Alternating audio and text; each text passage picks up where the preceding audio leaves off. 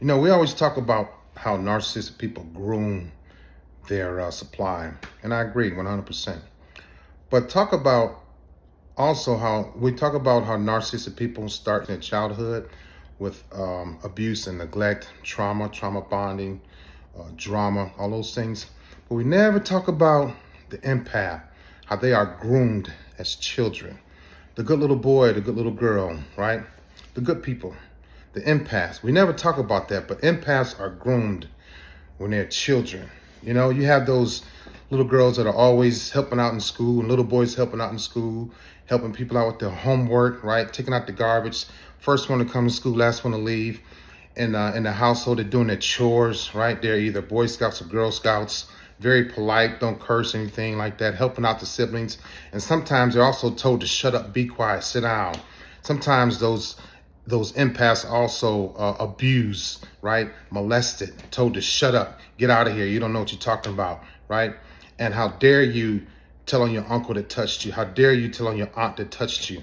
Those are the good kids that suppress those emotional feelings. They suppress that disrespect. And then what they do, they find a better way for you and them, a better way for them. These young empaths are groomed, right?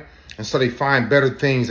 They make everybody happy. Like, for instance, a little girl might say, well, mommy, why did Johnny call me a chicken spur?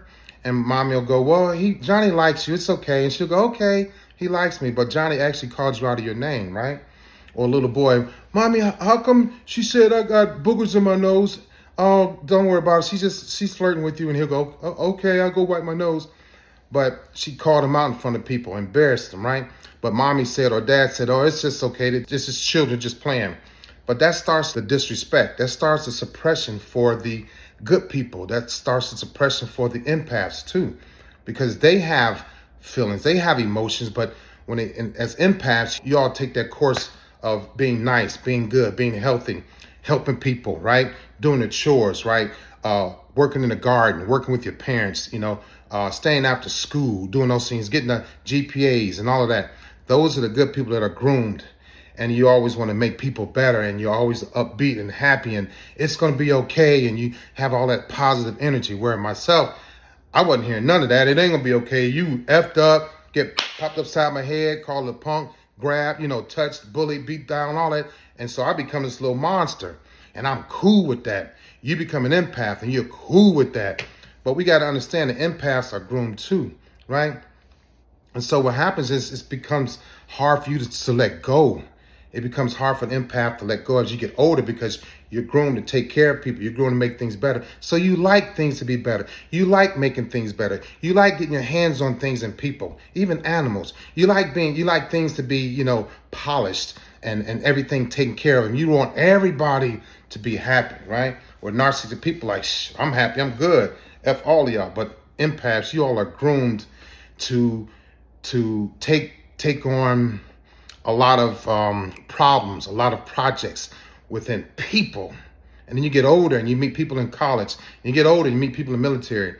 You get older, you meet people that you want to work on and tinker with and make them better, because you got that power in your hand. You just want to, right? And so, those are the good examples. Those are the bad examples.